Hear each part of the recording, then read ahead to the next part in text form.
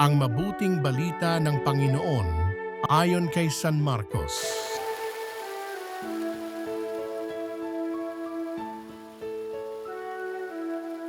Noong panahong iyon, muling pumasok si Jesus sa sinagoga at naratnan niya roon ang isang lalaking patay ang isang kamay.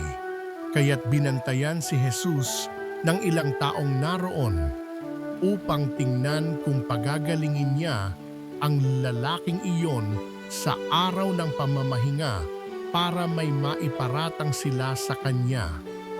Tinawag ni Jesus ang lalaking patay ang kamay, "Halika rito sa unahan."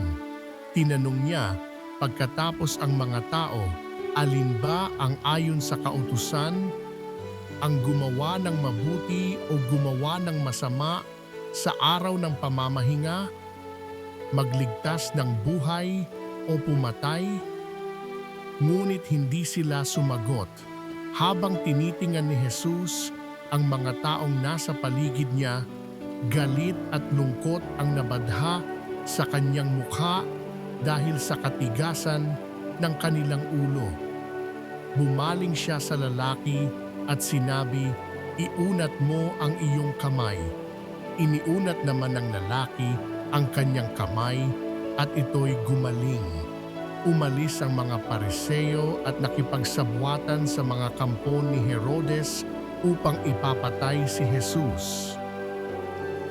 Ang mabuting balita ng Panginoon